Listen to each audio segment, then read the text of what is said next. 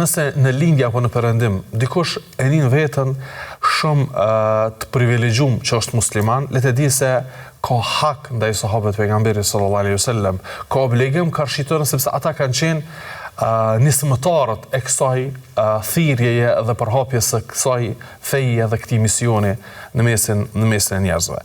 Ata të cilët kanë qenë shkaktar që neve të na arri drita e Allahut azza wa jall, udhëzimi i tij, imani, të na arri lumturia e kësaj dhe botës tjetër, padyshim që ne duhet që t'i dojmë ata. Obligimi parësor karshitëna është që t'i duam ata. Siç thotë edhe Tahaviju në akiden e tij, që është përmbledhur besimi në mënyrë të shkurtuar në të, thotë ne i dojmë gjithë sahabët e pejgamberit sallallahu alaihi wasallam pa përjashtim.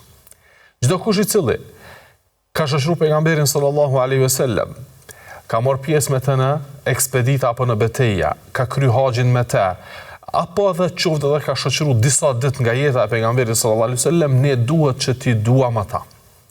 Obligim parësor e kemi që t'i dojmë sahabët e pejgamberit sallallahu alaihi wasallam, sepse Allah azza wa jalla ashtu na mëson neve që t'i duam të mirët dhe të jemi me ta. Ai i cili i dën të mirët, padyshim që do të jetë në shoqërim me ta. Dhe këtë pejgamberi sallallahu alaihi wasallam u pa thënë sahabët e tij, el mar'u ma'a man ahab. Njeriu do të jetë me ata që i dën. Nëse ne e duajmë Abu Bekrin radhiyallahu anhu dhe Omerin radhiyallahu anhu dhe sahabët e tjerë të pejgamberit sallallahu alaihi wasallam, do të jemi në shoqërim me ta. Sepse njeriu është me te që e dën në këtë, po edhe në botën tjetër. Në këtë botë ka mundësinë fizikisht nuk jemi me ta. Por angazhimi jonë, fjalët tona, mësimet tona, ligjëratat tona sillen rreth tëra dhe rreth kuptimit të fesë nga ana e tëra. Atëherë ne jemi me ta. Nëse ne ndërtojmë një opinion caktuar, një botkuptim caktuar, një qëndrim caktuar dhe lodhemi, mundohemi për atë. Dhe në fund, kur arrim tek rezultati, e gjejmë në një burim nga burimet e argumentimit se fjala e Omerit është në kundërshtim me këtë që ti ke arrit deri tek ky rezultat. Apo më njëherë lojmë këtë atë mundin tonë dhe këtë atë përpjekjen tonë dhe kthehemi tek fjala e Omerit dhe e dim se ai ka më të qartë këtë çështje dhe ai e din më mirë. Edhe pse ti në veti ke jep një mundje lodh që të arrish deri tek një rezultat.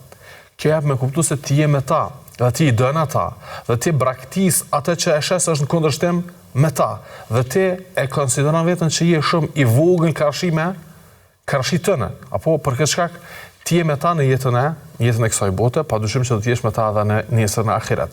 Siç ka në hadithin e Enesit radhiyallahu anhu që Enesi thotë jemi gëzu tej mase kur e kemi dëgjuar pejgamberin sallallahu alaihi wasallam duke thënë se el mar'u ma'a man ahab, njeriu është me ata që e don. Sepse ne e dojmë pejgamberin sallallahu alaihi wasallam, ka thënë Enesi, dhe e dojmë Abu Bekrin dhe Omerin, edhe pse nuk punojmë sikurse ta, po shpresojmë si shkak i dashurisë që ti jemi me ta. Kështu që ne kemi obligim të duam sahabët e pejgamberit sallallahu alaihi wasallam dhe dashuria jonë ndaj tyre të jetë dashuri e cila i te i kalon përmasa dashurisë ndaj dikujt tjetër që na ka bëu mirë.